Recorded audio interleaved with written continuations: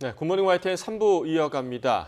호우특보가 내려진 광주와 전남에는 밤새 200mm가 넘는 많은 비가 쏟아졌습니다. 폭우로 불어난 하천 수문을 열다가 주민 한 명이 실종되는 사고도 일어났습니다. 현장 나가 있는 취재기자 연결합니다. 나현호 기자. 네, 전남 한평에 있는 엄다천에 나와 있습니다. 네, 이 하천에서 실종된 주민을 찾기 위한 수색 작업이 이뤄지고 있다고요?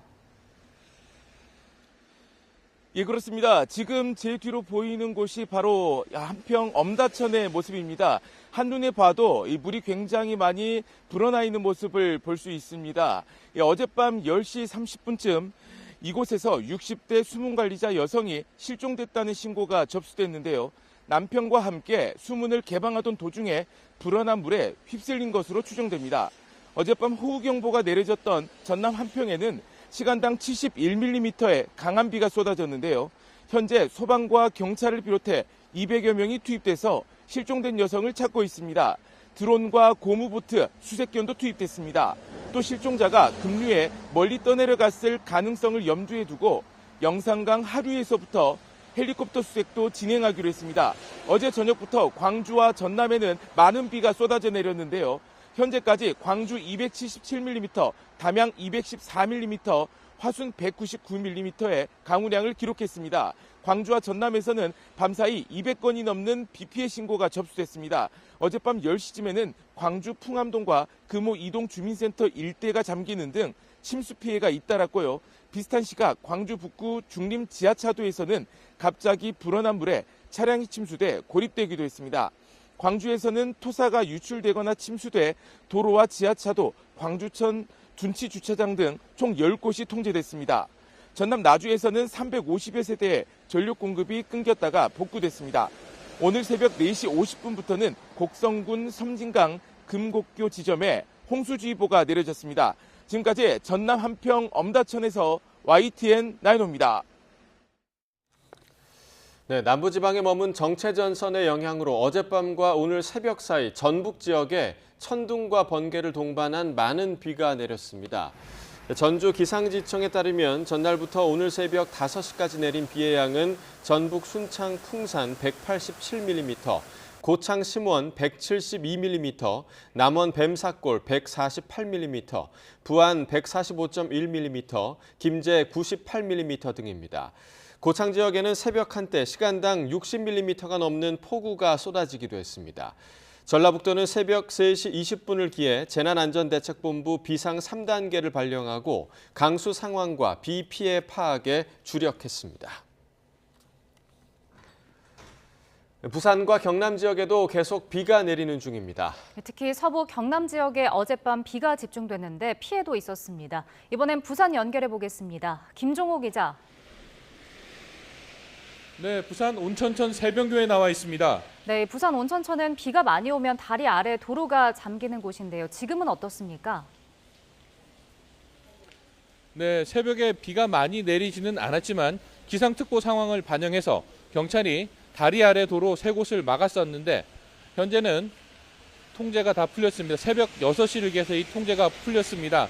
이 걱정만큼 비가 많이 내리지는 않아서 도로도 잠기지 않았습니다. 부산에는 호우주의보가 내려져 어제와 오늘 33mm가량 비가 내리기도 했는데요. 오전 6시 20분에 이 호우주의보는 해제됐습니다. 부산은 비가 내렸다 그쳤다 가늘어졌다가 굵어지기를 반복하고 있습니다. 경남 지역은 일부 내륙을 제외하면 호우주의보가 발령 중입니다. 특히 서부 경남 지역에 비가 집중됐습니다. 남해에는 어젯밤 8시 반부터 1시간 동안 74mm 물폭탄이 쏟아졌습니다. 사천도 밤 10시부터 1시간 동안 70mm 비가 집중됐습니다. 두 지역에 어제와 오늘 내린 비는 각각 207.8과 180.5mm입니다. 이 외에도 삼천포 149, 진주 144, 거제 126mm 누적 강수량을 기록 중입니다. 많은 비에 진주시 판문동 국도에서는 도로 옆 나무가 쓰러져 차량 통행을 한때 막았고 신안동에서는 빗물이 배수관에서 역류하기도 했습니다. 또 하류동 김시민대교 근처 도로가 순간적으로 물에 잠기며 한때 통제되기도 했습니다. 지금까지 부산 온천천 새벽교에서 YTN 김종호입니다.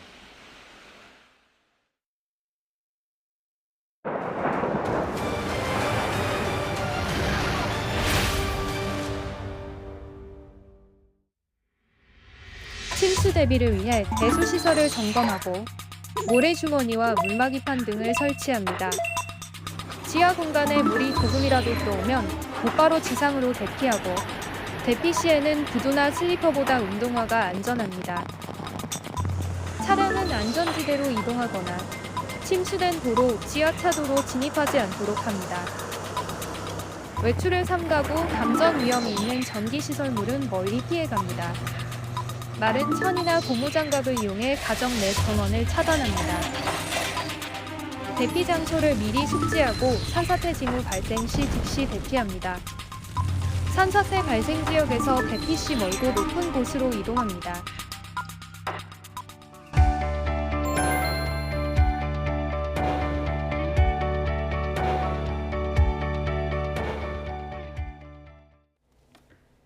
네, 밤사이 남해안을 중심으로 시간당 70mm 안팎의 물폭탄이 쏟아졌습니다. 정읍과 곡성에는 홍수주의보가 내려졌고 전남과 경남 지역에는 산사태 위기경보 경계 단계가 발령 중입니다. 기상재난기자와 함께 호우 현재 상황과 전망 등 자세히 살펴보겠습니다. 정희용 기자 어서 오세요. 네, 안녕하세요. 자, 먼저 밤사이 내린 비 얼마나 내린 건가요? 네, 일단 남해안을 중심으로 300mm에 육박하는 많은 비가 내렸습니다. 어제와 오늘 광주 북구 지역에는 270mm가량의 많은 비가 내렸고요. 전남 담양 지역에 204mm, 그리고 한평 지역에도 172mm 정도의 비가 내렸습니다. 경남 남해 지역에서도 198mm의 폭우가 기록이 됐는데요. 일단 이렇게 누적 강수량도 많았지만 시간당 강수량이 무척 많았습니다. 기록적이라고도 할 수 있고요. 경남 남해 이동면에는 어젯밤 9시 24분쯤 무려 74.5mm의 비가 내렸고 전남 한평 지역에서도 어젯밤 10시 4분쯤 71.5mm의 물폭탄이 쏟아졌습니다. 어제 전북 고창 지역에서는 시간당 61mm의 비가 기록이 되기도 했습니다. 네, 이미 지금 많은 비가 내렸는데 앞으로도 또 많은 비가 예보돼 있어서 걱정인데요. 지금 홍수특보가 내려진 곳도 있더라고요. 이 지역이 어디인지 설명해 주시죠. 네, 일단 앞으로 내릴 비의 양을 좀 먼저 살펴드리면 시간당 지금 30에서 60mm 가량의 비가 내리고 있고요. 앞으로 이 전북과 경남 동부 지역을 중심으로는 100mm 이상의 비가 지금 보시는 것처럼 더 내릴 것으로 예상이 되고 있어서 조금 더 주의가 필요할 것 같습니다. 그리고 홍수특보가 내려지는 이 상황이 되기 위해서는 좀 비가 지금 전남 지역에 더 집중이 되고 있는 상황이거든요. 레이더 모습부터 지금 차례대로 설명을 드리도록 하겠습니다. 네, 제가 이 노트북으로 방재 기상 정보 사이트를 좀 설명을 드리려고 준비를 했습니다. 화면을 먼저 보시죠.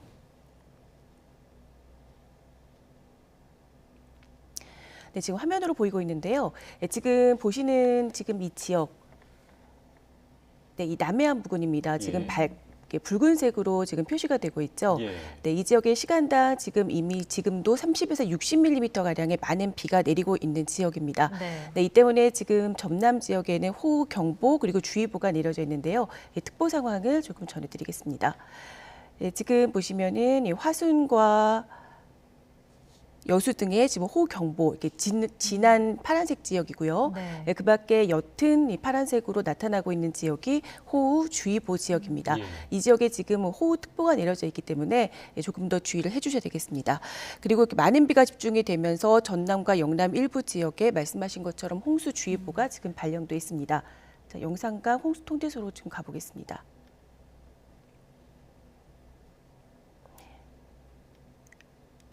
네, 잠시만. 네, 저기고요. 네, 지금 내려져 있는 곳이 동진강 유역입니다. 정읍시 초강리 부근이고요. 그리고 이 섬진강의 곡성군 금곡교 부근에 홍수주의보가 내려져 있습니다. 이 부근인데요. 지금 영상을 조금 제가 클릭해서 보여드리겠습니다.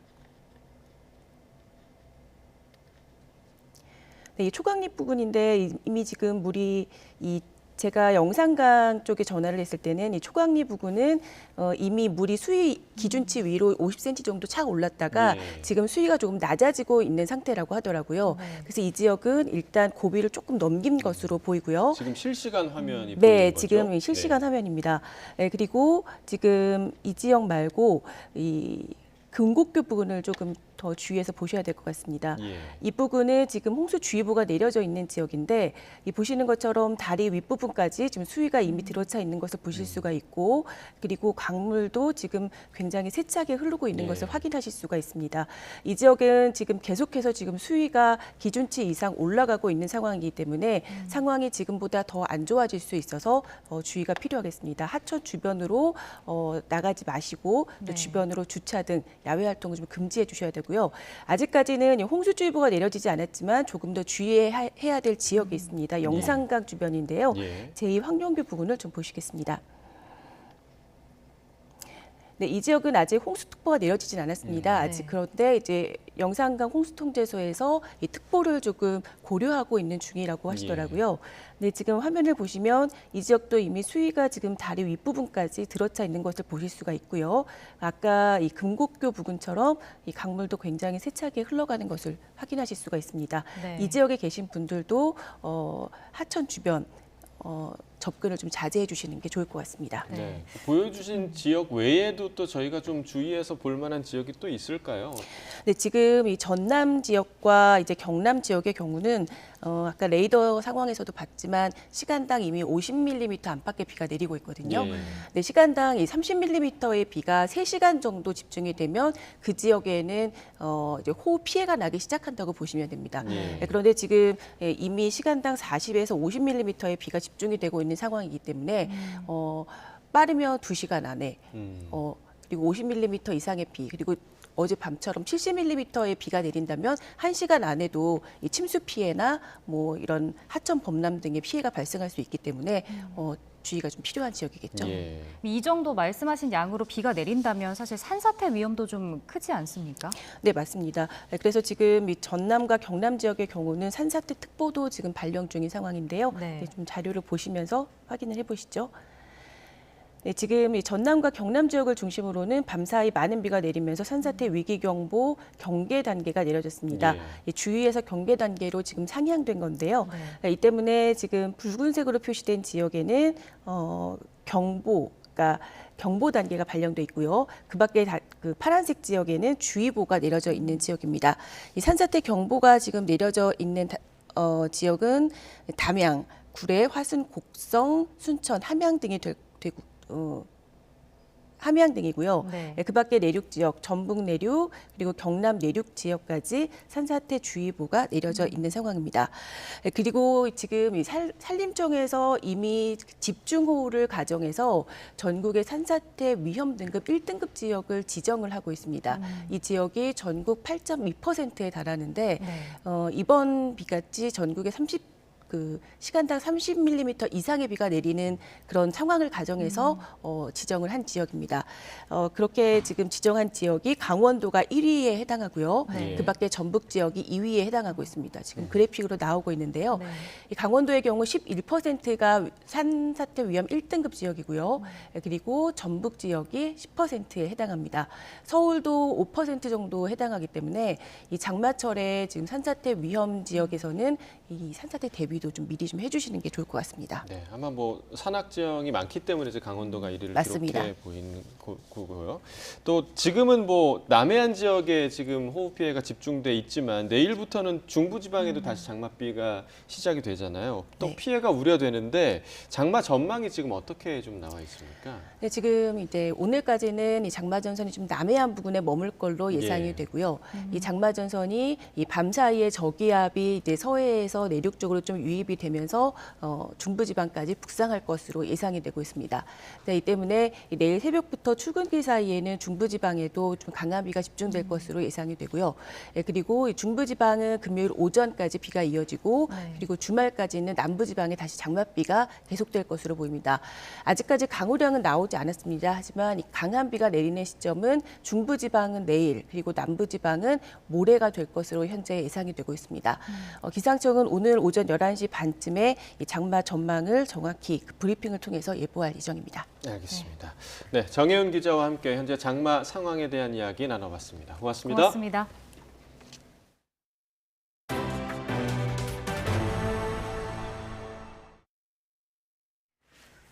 네, 오늘부터 법적, 사회적 나이 기준이 만 나이로 통일됩니다. 법제처는 윤석열 정부의 대표 국정과제로 추진되는 만나이 통일법이 오늘부터 시행된다고 밝혔습니다. 앞으로는 아기가 태어나면 1살이 아니라 0살부터 시작하며 생일이 지나야 1살이 됩니다. 1살이 안 된 아동은 개월 수만 표기하면 됩니다. 법률상 특별한 규정이 없는 경우 행정, 민사상 나이는 모두 만 나이로 계산하고 표시하며 법령과 계약, 공문서 등의 나이 앞에 만이라는 글자가 없어도 만 나이로 해석합니다.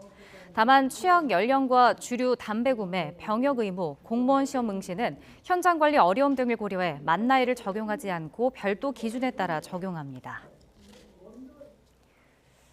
산모가 신원을 노출하지 않고 아이를 낳을 수 있도록 하는 보호출산제 국회 처리가 불발됐습니다. 신원을 밝히기 어려운 임산부와 신생아를 보호하자는 취지지만 익명 출산을 유도할 수 있다는 우려가 있다는 반론이 만만치 않아서인데요. 여야 목소리 직접 들어보겠습니다. 대부분의 이 갈등을 겪는 위기 임산부는 은폐된 곳을 찾아다닙니다. 그럼 병원까지도 더 기피하게 되죠. 그러면 더 사각지대로 내몰리는 꼴입니다. 이것을 조금 그래도 최소화시켜 나가자는 것이 보호출산제입니다. 오히려 익명출산제를 유도하는 거 아니냐 이런 현장에서의 우려가 있는 만큼 조금 더 관련 단체와 소통을 하면서 이런 부작용을 최소화하기 위한 이 법안에 대안을 마련을 해야 된다라는 생각을 갖고 있습니다. 국민의힘과 정부, 민간이 함께 모여 출생 미신고 영아 문제 해결 방안으로 꼽히는 보호출산제와 출산통보제 관련 논의를 이어갑니다. 당정은 오늘 오전 국회에서 국민의힘 박대출 정책위 의장과 강기훈 국회 복지위 여당 간사, 조규용 보건복지부 장관 등이 참석한 가운데 아동보호체계 개선 대책 민당정 협의회를 열 예정입니다. 충남 천안에서 미등록 아동으로 집계돼 경찰에 수사 의뢰된 아동이 이미 숨진 것으로 확인됐습니다. 충남 천안 서북경찰서는 천안시로부터 수사 의뢰를 받은 미등록 아동에 대해 조사한 결과 지난해 말 이미 숨진 것으로 확인돼 수사를 종결할 예정이라고 밝혔습니다. 해당 아동은 지난해 말 태어나 이틀 만에 병원에서 숨졌으며 학대 정황이나 특이 사항은 없었던 것으로 조사됐습니다. 대낮에 음주운전 차량이 횡단보도 행인들을 덮쳐 1명이 숨지고 2명이 다쳤습니다. 이 운전자는 사고를 내고도 그대로 달아났다가 다른 차량을 들이받고서야 멈춰섰습니다. 보도에 이종원 기자입니다. 어린이 보호구역을 빠른 속도로 내달리던 차량.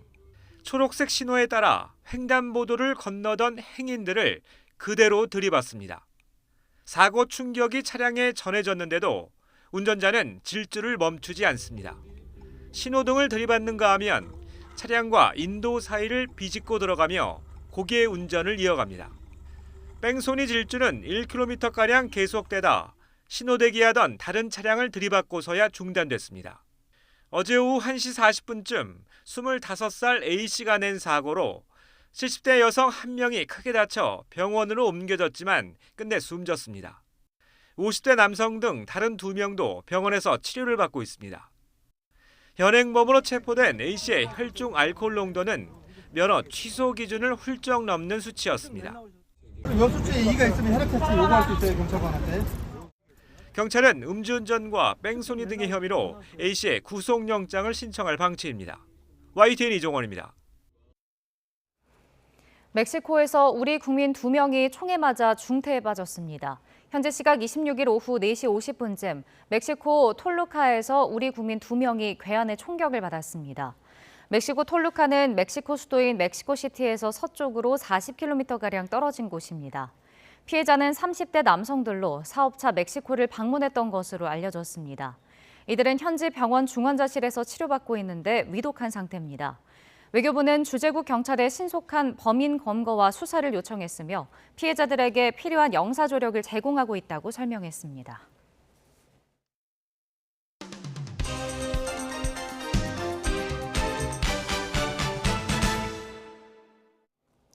6월 28일 수요일입니다. 오늘 아침 신문은 어떤 소식 다뤘는지 짚어보겠습니다. 이현웅 아나운서가 정리해왔습니다. 어서 오십시오. 안녕하십니까? 네. 자, 오늘 첫 번째 기사부터 보겠습니다. 자, 오늘 아마 많은 분들이 오늘 기다리셨을 것 같아요. 만나의 통일법이 이제 오늘부터 시행이 되는데 관련한 그런 반응들이 기사에 나왔나 봐요. 네, 맞습니다. 뭐 이전에도 써왔던 거지만 전면적으로 통일돼서 시행이 되다 보니까 일부 혼란스럽다는 반응이 있다고 하는데요.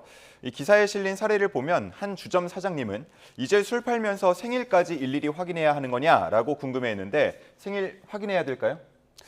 해야 되지 않을까요? 안 해도 되나요? 네, 생일까지 확인하면서 구분할 필요는 없겠습니다. 네. 주류나 담배 구입, 병역 검사, 또 초등학교 입학 등은 지금과 같이 연나이 기준이 통용되기 때문에 이렇게 생일까지 일일이 계산해서 팔 필요는 없겠고요. 한편 어린아이를 둔 학부모들은 아이들 사이에서 나이로 텃세 부리는 경우가 있다면서 학급 내에서도 나이 때문에 서열이 생기거나 시비가 붙을까 걱정이라는 반응도 있었습니다. 네, 아무래도 뭐 이제 도입이 되다 보니까 여러 가지 좀 걱정스러운 부분들이 나오는 것 같아요. 네, 그렇습니다. 뭐 취준생 이야기도 함께 실려 있었는데요. 취준생 이야기를 들어보면 면접에 가서 만 나이로 얘기를 하자니 어려 보일까 봐 걱정이고 원래 나이로 이야기를 하면 만 나이 적용된 거 모릅니까? 라는 이야기를 들을까 봐 걱정이라고 했습니다. 한편 아직 올해 생일이 지나지 않은 사람들은 만 나이로 치면 2살이 어려지게 되는데요. 12월생인 한 직장인은 본인은 태어나자마자 금방 2살이 돼서 억울했었는데 이제야 진짜 나이를 찾았다면서 반기기도 했습니다. 네, 만나이 통일법의 가장 큰 수혜자들은 아예 나이대가 바뀌는 분들, 그러니까 그렇죠. 30대였는데 20대, 40대였는데 30대로 바뀌는 분들 굉장히 좋아하시던데 한 향후 1, 2년간 행복하실 것 같습니다. 자, 다음 기사 보겠습니다. 자, 조선일보 일면인데요. 얼마 전에 이제 북한이 발사체 발사에 좀 실패를 하면서 우리 군이 그 잔해를 좀 인양을 했었는데 터보 펌프를 지금 분석을 하고 있나 봐요. 맞습니다. 네. 터보 펌프는 액체 연료를 로켓 엔진에 공급하는 장치라고 보면 되겠는데요. 북한의 대륙간 탄도미사일 ICBM의 기술 수준을 밝힐 수 있는 핵심 부품으로 판단이 됩니다. 현재 미국의 군 정보당국과 함께 정밀 분석을 하고 있는 걸로 전해지고 있고요. 그러면서 1단과 3단 또 군사정찰 위성 등에 대한 수색과 인양 작전도 함께 진행되고 있습니다. 네. 자, 다음 면을 함께 보시겠는데요. 그래픽이 나와 있는데 2단 이외의 부분도 지금 계속해서 좀 찾고 있나 봐요. 네, 그렇습니다. 최근 인양된 다른 잔해가 이 3단 부위에 장착된 군사정찰 위성 만리경 1호가 아니냐라는 관측도 나왔었는데요. 이에 대해서 합참은 사실과는 다르다고 밝힌 상황입니다. 그래서 현재 정부와 군은 2단 동체가 발견된 곳 주위로 잔해 수색을 계속해 나가고 있는 상황인데요. 그런데 해당 지점에는 중국 군함도 활동을 하면서 우리 군의 활동을 지켜보고 있다고 합니다. 그리고 북한도 우리의 잔해 인양 과정을 예의주시하고 있기 때문에 앞으로 수색과 분석 결과를 어느 정도까지 공개할지 현재 고심 중이라고 합니다. 한 군 관계자의 이야기를 들어보면 실제 분석이 끝나더라도 상당 기간 결과를 공개하지 않을 가능성도 있다고 말했습니다. 네. 발사체와 관련한 북한의 기술이 어디까지 왔는지 충분히 좀 가늠해 볼 수 있는 그런 분석이 될 것 같고요. 다음 기사 보겠습니다. 자, 최근에 출생 그 미신고 아동에 대한 보도를 저희가 좀 계속해드리고 있는데 오히려 2번 출생 신고를 해서 이중 신분으로 사는 경우도 있다고요? 이런 경우가 있나요? 네, 있습니다. 지난 4월 병역법 위반 사건을 검토를 하다가 밝혀진 일인데요. 검찰이 이 20대가 이중 신분을 갖게 된 배경을 조사해 봤더니 먼저 A씨의 친모가 아이를 낳은 뒤에 아동 보호시설에 위탁을 했는데 이때 광주 동구청장이 직권으로 A씨에 대한 출생 신고를 했다고 합니다. 하나의 신분을 갖게 됐죠. 예. 그런데 2년 뒤에 다시 A씨 친모가 아이를 직접 양육하겠다면서 데려왔고 이후에 광주 광산구청에 출생 신고를 하면서 2개의 신분이 만들어진 겁니다. 이 A씨는 이후에 2번째 신분으로 쭉 지내왔는데요. 자신도 이중 신분인 거를 인지하지 못하고 있었다고 합니다. 네. 자, 어떻게 이런 일이 좀 가능한 건지 사실 저는 좀 이해가 잘 안 되거든요. 네, 그렇습니다. 분명히 이제 허점이 있고 빈틈이 예. 있다는 부분인데 그런데 검찰이 이후에 추가 조사를 진행해 봤더니 다른 병역법 위반 사건 등에서 3건의 유사 사례가 발견됐다고 합니다. 광주지검 인권보호부 측 이야기를 들어보면 전국 아동보호시설 수를 고려해 봤을 때 수천에서 수만 명의 비슷한 사례가 더 있을 수 있다고 말했습니다. 이 A씨의 경우는 자신의 신분이 2개라는 걸 몰랐고 또 이후에는 쓰지 않던 신분을 말소했지만 만약에 자신의 신분이 두 개라는 걸 인지하고 있는 경우가 있다면 문제가 될 수 있겠는데요. 광주지검의 한 검사도 음주운전 혹은 선거 등에 악용될 우려가 있다면서 이중 신분을 방지할 수 있는 절차가 또 보충되어야 한다고 말했습니다. 네, 그러니까 신분이 두 개라면 결국에는 투표권을 또 두 번 행사할 수 있는 그렇죠. 부분이 생기고 아니면 본인에게 유리한 신분으로 바꿔가면서 생활을 할 수도 있는 거잖아요. 네. 분명한 좀 방지책이 필요해 보입니다. 다음 기사 보겠습니다. 자, 다음은 한국일보 기사인데요. 로봇이 있는데 왜 굳이 심해 탐사를 계속할까? 그러니까 심해 탐사가 결국 관광을 위한 게 아니다라는 내용이죠. 네, 그렇습니다. 심해 탐사를 하기 위해서는 높은 수압을 견딜 소재도 필요하고요. 또 오랫동안 바다에 머무를 수 있도록 고용량 배터리도 필요합니다. 그리고 초음파 카메라나 통신 장비 등도 필수이기 때문에 고도의 기술력이 투입된다고 볼 수 있겠는데요. 이렇게 많은 어려움이 있지만 세계 각국이 심해 탐사에 공을 들이는 이유는 숨은 자원 때문이라고 기사에서는 전하고 있습니다. 심해에는 광물과 석유 또 천연가스가 풍부하다고 알려져 있는데 이를 로봇보다는 인간이 직접 보는 게 더 유리하다는 내용입니다. 네, 사실 뭐 그런 자원 때문이라면 우리나라에도 사실 꼭 필요한 기술인 것 같은데 우리나라 심해 탐사 기술은 지금 어느 정도에 와 있나요? 네, 기사에 따르면 국내 유인 잠수정 기술은 1980년대 이후 사실상 일시 정지 상태라고 합니다. 1980년대 이후 우리가 독자 개발한 실험용 잠수함은 없는 상황이라고 하고요. 2016년에 수심 6,500m까지 내려갈 수 있는 유인 잠수정 개발을 추진한 바 있는데 경제성 등을 이유로 예타 조사를 통과하지 못했다고 합니다. 한편 미국과 중국, 일본, 러시아, 프랑스 등은 수심 6,000m까지 유인 탐사가 가능한 잠수정을 현재 보유하고 있습니다. 네, 과거에 머물러 있다는 게 조금 아쉬운 부분이긴 합니다. 자, 마지막 기사 보겠습니다. 자, 마지막 경향신문 기사인데요. 늙기도 고달프다. 가사노동 부담이 늘어나는 노년. 그러니까 나이가 들면 조금 쉬어야 하는데 그러지 못하고 있다. 이런 기사죠. 맞습니다. 통계청이 육아나 집안일 같은 무급 가사노동을 시장 가치로 평가한 결과를 발표했는데요. 이 자료를 보면 2019년 기준 노년층의 가사노동 생산액은 80조 9천억 원이었는데 2014년 49조 2천억 원에서 크게 늘어난 수치였습니다.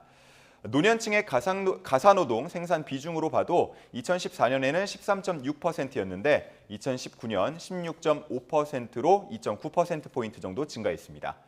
기사에서는 고령화로 인해서 노인 인구가 늘면서 나타나는 모습으로 보고 있었습니다. 네, 자, 이 기사 중간에 보시면 1인당 가사노동 생애주기 적자라는 제목의 그래프가 나와 있습니다. 여기에 근데 적자 흑자라는 단어가 좀 사용이 됐는데 여기서 적자 흑자가 좀 어떤 의미인가요? 네, 이 개념이 생소하다 보니까 잘 안 와닿을 수도 있는데 가사노동을 만들어낸다는 면에서 이제 적자라고 한다면 다른 가족이 만드는 가사노동에 대한 수혜를 받는다고 볼 수 있겠고 흑자라고 한다면 내가 가사노동을 열심히 해서 다른 가족을 쉬게 해줬다 이렇게 이해하시면 되겠습니다. 지금 그래프를 보면서 이해하면 더 쉬울 것 같은데 당연히 태어나면서부터는 부모의 돌봄을 받기 때문에 성인이 될 때까지는 적자를 기록하고요. 그 후에는 흑자 전환이 되는 모습 확인할 수 있습니다. 그리고 쭉 가다 보면은 75세쯤 되어서 다시 적자로 전환이 되는데 그 폭이 그리 크지 않다는 걸 확인할 수 있습니다. 다시 말해 노년까지도 집안일을 열심히 한다고 볼 수 있겠는데 기사에서는 손자녀를 돌보는 데에도 많은 시간이 든다고 했습니다. 한편 이걸 성별로 나눠보면요. 여성은 25세부터 흑자로 진입해서 83세까지 이어지다가 84세가 되어서야 적자로 전환이 되는데요. 약 60년 동안 꾸준히 가족들을 위해서 가사노동을 한다고 볼 수 있겠습니다. 한편 남성은 31세가 되어서야 흑자로 전환하고요. 47세에 적자로 돌아서는 걸로 나타났습니다. 네, 여기서 저는 적자인가 흑자인가를 좀 생각을 해봤는데 네. 어떤 부분에서는 적자이고 어떤 부분에서는 흑자라는 결론이 좀 나오는 것 같습니다. 여러분들도 어느 부분에서 적자, 흑자인지 한번 보시면 좋을 것 같습니다. 굿모닝 브리핑 이현웅 아나운서와 함께했습니다. 고맙습니다. 감사합니다.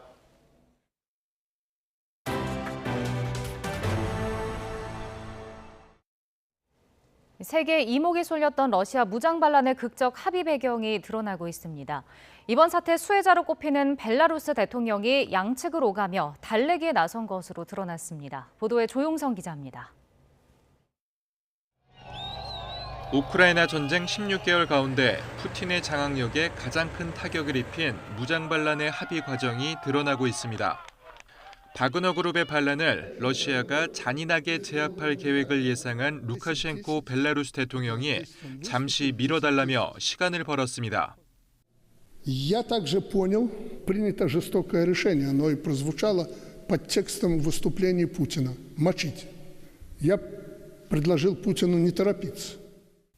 20년지기인 바그너 그룹 수장 프리고진과는 첫 통화에서 30분 동안 욕설만 주고받으며 끝냈고 이후에는 북진하는 길에 피격당할 것이라고 언지를 주며 모스크바에 진입하지 않도록 설득에 들어갔습니다. Но мы хотим справедливости, нас хотят задушить, мы пойдем на Москву. Я говорю, на полпути тебя просто как клопа раздавят. Несмотря на то, что войска, мне об этом Путин долго.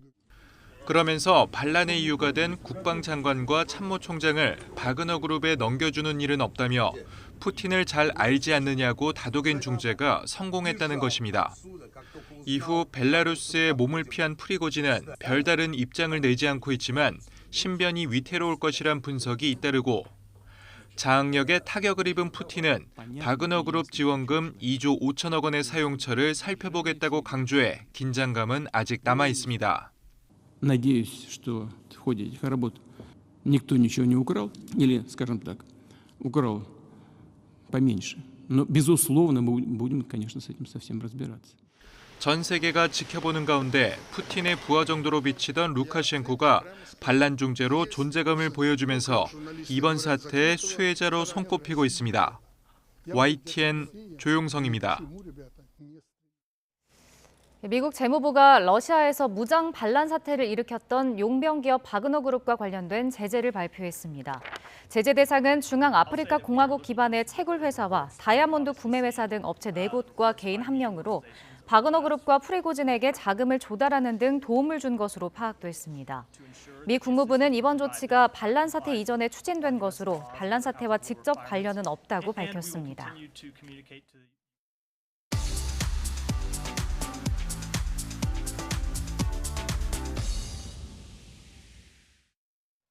네, 경제 소식을 빠르고 친절하게 전달해 드립니다. 오늘 굿모닝 경제는 석병원 이화여자대학교 경제학과 교수와 함께하겠습니다. 교수님 어서 오세요. 어서 오십시오. 자, 정부의 요청 혹은 압박이라도 볼 수 있을 것 같습니다. 농심과 삼양식품이 13년 만에 처음으로 라면 가격 내리겠다 이렇게 발표를 했습니다. 예, 그렇습니다. 네. 예, 사실 뭐 정부의 압박이라고 보이고요. 왜냐하면 추경호 경제부총리가 발단은 18일에 방송에 출연해가지고 국제 밀 가격이 인하했으니까 그거에 맞춰서 라면 값도 인하했으면 좋겠다라는 발언을 한 다음에요. 26일에 농림축산식품부에서 제분 업체들, 밀가루를 만드는 거죠. 라면의 원료인 밀가루를 만드는 업체들과 간담회를 해서 밀가루 가격을 인하할 것을 요청을 했습니다. 네. 그래 이에 발맞춰서 밀가루 제조하는 업체들이 7월 달부터 소맥분 가격을 5.0% 인하하겠다고 발표를 했더니 라면 업체에서도 결국은 이제 뭐 눈치가 보이니까 결국 비용 절감이 되니까요. 7월 달을 기점으로 해서 라면 업계 1위인 농심 같은 경우는 신라면 4.5% 인하하고 새우깡 6.9% 인하하는데 이 두 제품이 농심에서 가장 많이 팔리는 제품으로서 국내에서만 연간 매출액이 3,600억 원에 달하는 국민 스낵과 국민 라면이라고 볼 수가 있죠. 네. 그래서 이것을 인하하겠다고 발표를 하고 그다음에 삼양식품 같은 경우도 이 뒤따라서 평균적으로 12개 제품에 대해서 4.7% 가격을 7월 달부터 인하하겠다고 발표를 했습니다. 네, 정부의 압박 그리고 이렇게 가격을 인하했는데도 어제 주식시장 보니까 농심과 삼양식품 모두 주가는 올랐더라고요. 이건 어떤 이유에서일까요? 예, 그렇습니다. 시청자분들이 보시기에는 상당히 이상하다고 생각을 하실 수도 있는데요. 뭐 실제로 농심 같은 경우는 오히려 주가가 3.96% 상승을 해서 42만 원으로 종가가 됐고요. 네. 삼양식품도 4.86%로 급등을 해서 11만 원으로 종가가 형성이 됐습니다. 이것은 무엇보다도 그동안의 정부의 압박으로 라면 가격을 인하를 할 것이 얼마나 인하폭으로 결정이 될지에 대해서 불확실성이 존재를 했는데요. 어제 인하폭이 확정이 되면서 시장에서 제일 싫어하는 주식시장에서 투자자들이 제일 싫어하는 것은 불확실성인데요. 네. 불확실성이 해소가 됐기 때문에 일부 그동안의 그 인하 요청 발표 직후에는 사실 농심 같은 경우도 가격이 주가가 8%나 떨어졌는데 그 하락폭을 일부 만회한 것으로 보입니다. 예. 자, 이렇게 되면 그런 다른 라면 회사들은 어떻게 할 것인가? 따라서 가격을 인하할 것인가? 이게 좀 궁금해지거든요. 어떻게 보세요? 예, 당연히 뭐 업계 1위 기업인 농심이 인하를 했기 때문에 다른 업체들도 버티기가 쉽지 않을 것이다라고 보고 있습니다. 그래서 일례로 오뚜기 진라면을 생산하는 오뚜기 같은 경우도 7월 달에 라면 가격 인하를 검토하고 있고요. 다른 라면 업체인 팔도도 역시 라면 가격 인하를 검토하고 있습니다. 뿐만 아니라 뭐 밀가루 가격이 인하가 됐기 때문에요. 밀가루를 주로 사용하는 것이 또 빵이죠. 그래서 빵 가격도 인하를 해야 되는 게 아니냐 하는 뭐 요구들도 있기 때문에 뭐 순차적으로 다른 가공식품 가격들도 인하할 가능성이 있습니다. 네. 그렇지만 뭐 지금 데이터에 따르면 라면보다도 더 많이 오른 가공식품 품목이 14개나 있는 것으로 밝혀졌습니다. 네. 예를 들면 뭐 잼 같은 경우 35.5%나 상승을 했고요. 뭐 드레싱, 물엿, 맛살, 치즈 뭐 이런 것들이 총 14개의 품목이 라면보다도 가격이 훨씬 많이 올랐는데요. 뭐 이런 것까지 다 나서가지고 정부에서 가격을 인하해달라고 통제하는 것은 자유시장 경제 시스템인 우리 대한민국 경제 체제하에서는 말이 안 되는 것이 아닌가 이런 생각을 하고 있습니다. 예. 네. 뭐 말씀하신 대로 먹거리가 사실 많이 오르기도 했고 하반기에도 가격 인상이 예고된 것도 있는데 만약에 그럼 가공식품 가격 인하가 좀 이어진다면 물가 상승 압력은 줄어들게 될까요? 뭐 간단하게 말씀드리면 저는 영향은 미미하다. 사실 뭐 이거는 보여주기식 대책이 아니냐 이렇게 생각을 하고 있습니다. 왜냐하면 그 라면이 소비자 물가지수에서 소비자 물가지수라는 것은 소비자들이 주로 소비하는 여러 품목들을 가중 평균해서 품목들의 가격을 가중 평균한 것인데요. 네. 그러면 각 품목의 가중치가 얼마냐가 그 가격 변화가 소비자 물가지수 변화에 얼마나 큰 영향을 미치는지를 결정짓게 돼 있습니다. 그래서 일례로 라면 같은 경우는요. 가중치가 1000분의 2.7에 불과합니다. 그다음에 아까 말씀드린 새우깡 같은 스낵 과자는 1000분의 3.5. 그다음에 빵 같은 경우는 아직 가격 하락이 결정이 안 돼 있지만 가격을 하락할 가능성이 커지는데요. 네. 1000분의 6.5에 불과하기 때문에 가중치가 미미해가지고요. 이런 제품들의 가격이 변화한다 할지라도 소비자 물가지수 상승률 자체를 낮추는 효과는 미미할 것으로 보이지만요. 뭐 소비자들 입장에서는 당장 사 먹는 실생활과 밀접한 제품이니까 뭔가 이렇게 상징적인 효과는 있는 것으로 보이고요. 그리고 그렇지만 정부의 입장에서 이렇게 가공식품 가격을 인하하라고 압박을 하는 원인은 있습니다. 왜냐하면 5월 달 소비자 물가지수가 전년 동월 대비 3.3% 상승을 했는데요. 이 중에서 가공식품 가격의 상승 기여도가 0.64%포인트로 약 19%를 차지했습니다. 예. 그러니까 이 가공식품 상승을 낮춤으로써 소비자 물가지수 상승률, 전년 동월 대비 상승률을 끌어내리겠다는 것이 정부의 그 정책 목표로 보이고요. 이런 가공식품 물가 상승은 결국은 외식비 물가 상승에도 또 일부 영향을 미치기 때문에요. 가공식품이 외식비의 재료로 쓰이기 때문에 외식비 같은 경우도 지난달에 0.90%포인트나 상승을 해서 3.3% 소비자 물가지수 상승률의 약 27%가 외식비 상승인데 사실 외식비는 인건비가 큰 비중을 차지해가지고 예. 이것까지 정부가 간섭하는 것은 불가능할 것으로 보입니다. 그럼 그 소비자 물가 상승과 관련한 정부의 목표가 이 가공식품 가격 인하로 달성이 되면 예. 그럼 통화 정책에도 좀 영향이 좀 있을까요? 어떻게 보세요? 저는 사실 뭐 정부의 의도는 뭐 소비자 물가지수 상승률을 끌어내려가지고 한국은행에서 조기에 통화 정책 기조를 완화적인 기조로 전환을 하고 이것이 국내의 소비와 투자를 활성화시켜서 경기 침체에 대응하는 방향으로 가는 것을 정부가 원하는 것으로 보이는데요. 네. 저 같은 경우는 이런 효과는 결국은 단기적으로만 소비자 물가지수 상승률을 억제시키는 착시 효과만 주고요. 예. 나중에 정부가 영원히 이 가공식품 업체들의 가격 인상을 억누를 수는 없습니다. 예. 우리 자유시장 경제 체제하에서 언젠가 가공식품 회사들한테 가격을 인상할 것을 허락을 하는 순간요. 가공식품 회사들은 지금 뭐 농심 같은 경우도 이번에 밀가루 가격 인하로 농심 발표에 따르면 80억 원 정도의 비용 절감 효과가 있는데요. 예. 반면에 새우깡과 신라면 가격 인하로 소비자한테는 연간 200억 원의 혜택을 돌아갈 것이다라고 발표를 했습니다. 그럼 단순히 계산을 해봐도 120억 원의 이윤이 감소하는 거거든요. 근데 가격 인상을 허락하는 순간 이 120억 원의 이윤 감소까지 만회할 정도로 큰 폭의 가격을 인상할 것이 예상이 됩니다. 그러면 이거는 나중에 다시 소비자 물가지수 상승률을 끌어올리는 요인이 되기 때문에 한국은행 입장에서는 지금 착시 효과로 정부의 가격 통제로 인한 착시 효과로 소비자 물가지수가 상승이 잡힌 걸로 생각을 해서 금리를 인하하려고 하다가도요.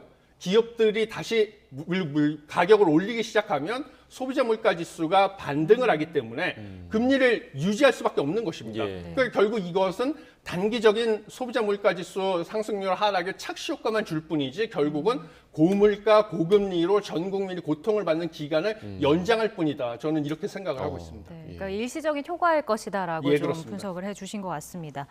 네, 다음 소식입니다. 자, 일본이 한국을 수출 심사 우대국, 그러니까 화이트리스트에 이제 복원하기로 결정을 했는데요. 4년 만에 이제 한일 그 갈등이 좀 풀렸는데 우리 경제에 어떤 영향을 미치게 될까요? 일단 그 경제 무역 제재가 풀린 것은 상당히 바람직한 일이고요.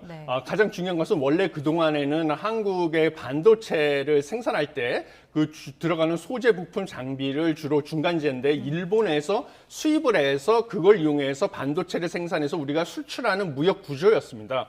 그런데 지난번에 강제징용 배상 판결에 반발을 해서 일본과 한국의 그 무역 분쟁이 촉발이 되면서 지난 4년간 한국이 화이트리스트에서 배제가 되고 그래가지고 수출 전략물자 수출 제한이 걸리면서 중간재 특히 반도체 생산에 필요한 소재 부품 장비 수입이 어려움을 겪었습니다. 그러다 보니까 반도체 분야 수입액의 일본 제품 수입 비중이요 2018년에 34.4%에서 2022년에 24.9%로 9.5%포인트나 감소를 했었습니다. 반면에 좋은 점은 그 대신에 우리나라에서 일정 부분 자급화에 성공을 했었습니다. 그렇지만 삼성전자나 SK하이닉스 입장에서는 소재 부품 장비를 자급하는 것도 좋지만 결국은 가장 값싼 제품을 갖다 쓰는 것이 자신네들 반도체의 가격 경쟁력 측면에서는 유리하겠죠. 그래서 이번에 화이트리스트에 복원이 된 것을 계기로 일본에서 소재 부품 장비를 갖다가 뭔가 값싼 제품을 쉽게 수입을 할 수 있기 때문에 장기적으로 봤을 때는 삼성과 SK하이닉스의 반도체가 가격 경쟁력을 회복하는 데 좀 기여를 할 것으로 보이고요. 무엇보다 삼성과 SK하이닉스가 우리나라의 삼성전자가 용인의 반도체 산업단지를 건설하는 데 있어서 일본의 소재 부품 장비 기업들의 투자를 유치하는 데도 또 유리한 점이 있을 것이다. 이렇게 보고 있습니다. 방금 언급해 주신 그 용인에 들어설 반도체 국가산업단지 설립 기간이 단축하기로 지금 했다고 얘기가 들리더라고요. 그렇습니다. 지금 반도체는 전 세계에서 미국, 중국 중심으로 공급망이 재편이 되고요. 유럽의 동맹 중심으로 또 공급망이 재편되고 있는 상황입니다. 이 와중에서 인공지능이 발달이 되고 이러면서 반도체에 대한 수요는 기하급수적으로 늘어나기 때문에요. 그 반도체가 전략 물자로서 중요성이 커지다 보니까 이 공급망 재편 과정에서 우리나라도 반도체의 핵심 기술 보유국으로서 우위를 차지하기 위해서 정부가 용인의 반도체 메가 클러스터 단지를 삼성전자에서 건설을 하는데 적극적으로 지원을 하고자 했던 것이고요. 그런데 여기서 중요한 것은 또 속도가 되겠습니다. 그래서 이번에 그 공사 기간을 원래는 2023년에서 2029년까지 7년이 걸릴 것으로 예상이 됐는데요. 이것을 2년 단축해서 5년으로 단축을 한 다음에 2030년부터 뭔가 첫 공장에서 일부 라인을 가동해서 생산을 하겠다. 그래서 조기에 생산을 시작을 해서 반도체 시장을 선점하겠다고 하는 의지의 표명으로 보입니다. 그래서 무엇보다 중요한 것은 전기, 그다음에 물 이런 것을 공급을 하는 게 필요한데요. 그러기 위해서는 지자체하고 정부 그다음에 공기업 이런 데에서의 그 협력이 필수적입니다. 그래서 이번에 삼성전자, 국토부, 경기도, 용인시, LH가 상생 협약을 체결했고요. 그래서 이 건설 기간 동안에 약 일평균 4만 명 이상의 건설 인력이 산업단지로 매일 출퇴근을 예상할 것이 예상되기 때문에 뭔가 도로망 확충, 그다음에 전기랑 용수 확보에 있어서 뭔가 일사천리로 빠르게 속도전으로 진행될 것으로 보여서 장기적으로 봤을 때 우리나라 반도체 산업 경쟁력 확보에 있어서 상당히 큰 도움이 될 것이다라고 보고 있습니다. 네. 자, 마지막 해외 증시 살펴보겠습니다. 뉴욕 증시가 반등을 했는데 경제 지표가 좀 긍정적으로 나온 영향을 받은 걸까요? 예, 그렇습니다. 제가 지난주에 이 자리에서 말씀드렸던 그 신규 주택 착공 건수, 이게 미국 경기의 가장 강력한 그 선행 지표인데요. 거기서도 봤듯이 미국의 경기가 경착륙을 하지 않고 연착륙으로 그냥 끝날 것으로 보이는 그런 증거가 속속들이 계속 발표되고 있다고 보시면 되겠습니다. 네. 그래서 첫 번째는 미국의 소비자들이 미국 경제를 얼마나 낙관적으로 보고 있는지를 알려주는 6월 소비자 신뢰 지수가요. 109.7, 100보다 크면 이게 낙관적으로 보는 소비자들이 더 많은 건데요. 109.7이 나와서 5월보다도 높아졌을 뿐만 아니라 17개월 만에 최고치가 됐고 시장의 예상치보다도 높게 나왔던 점. 네. 그다음에 5월에 내구재, 3년 이상 사용한 제품인데요. 내구재 수주가 전월 대비 1.7% 증가한 것. 이게 3개월 연속 증가했을 뿐만 아니라 시장의 예상치는 오히려 1.0% 감소할 거로 예상을 했습니다. 근데 내구재 같은 경우는 원래 소득이 줄어들면 기존에 쓰던 거를 오래 쓸 수 있기 때문에 교체를 안 하거든요. 네. 근데 내구재를 교체를 하기 시작했다는 것은 소득이 늘어날 거를 사람들이 전망을 했다는 것이죠. 그리고 또 주택 시장도 역시 계속 호조인데요. 5월달 신규 주택 판매도 전달보다 12.2% 증가했고, 그다음에 4월 주택 가격도 3개월 연속 상승을 하고 있습니다. 결국은 장기 주택담보대출인 모기지 금리가 30년 기준으로 6%대에 안정돼 있으니까요. 앞으로 미국에서 더 이상 금리가 오를 거라고, 모기지 금리가 오를 거라고 예상을 하지는 않아서 소비자들이 주택을 구매하기 시작을 했다. 그래서 주택 시장도 선행 지표인데 살아나기 시작했다고 해서 경기 침체 우려가 줄어드니까 경기 침체 우려에 가장 민감한 기술주부터 큰 폭으로 반등하기 시작했습니다. 그런데 한 가지 뭐 나쁜 소식은, 좋은 소식 있으면 또 세옹지마라고 나쁜 소식도 있는데요. 네. 예, 뭐 이렇게 미국의 경기 침체 우려가 낮아지니까요. 반면에 7월에 있는 FOMC 회의, 미 연준 FOMC 회의에서는 0.25%포인트 기준금리 인상할 확률은 점점 커지고 있다라고 보시면 되겠습니다. 예. 알겠습니다. 네, 굿모닝 경제 오늘 여기까지 듣겠습니다. 석병훈 교수와 경제 이야기 나눠봤습니다. 고맙습니다.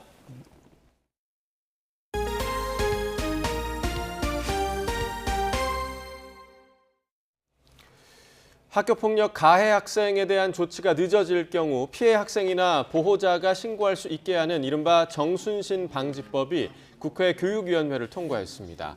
교육위는 어제 전체 회의를 열어 이 같은 내용의 학교폭력 예방 및 대책에 관한 법 개정안을 의결했습니다. 개정안에는 학교장이 가해 학생에 대한 조치나 징계를 늦추거나 이행하지 않을 경우 피해 학생 측이 교육감에게 신고할 수 있게 했고, 신고가 들어오면 교육감은 지체 없이 관련 조사를 하도록 하는 내용이 담겼습니다.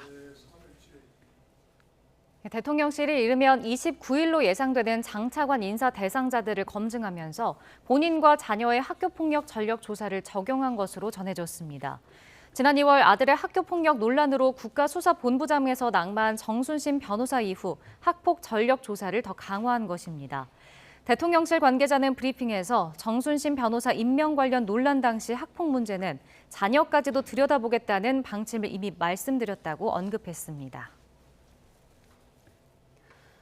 방송통신위원장 후보자 지명이 유력한 것으로 알려진 이동관 대통령실 특보가 이명박 정부 청와대 홍보수석이던 시절 KBS 내부 인사에 개입한 정황이 담긴 문건이 나왔습니다. 정부의 비판적인 성향의 KBS 인사를 속아내는 방향을 담아 국가정보원이 작성했는데 이동관 특보 측은 당시 해당 문건을 본 적이 없다고 대답했습니다. 보도에 우철희 기자입니다.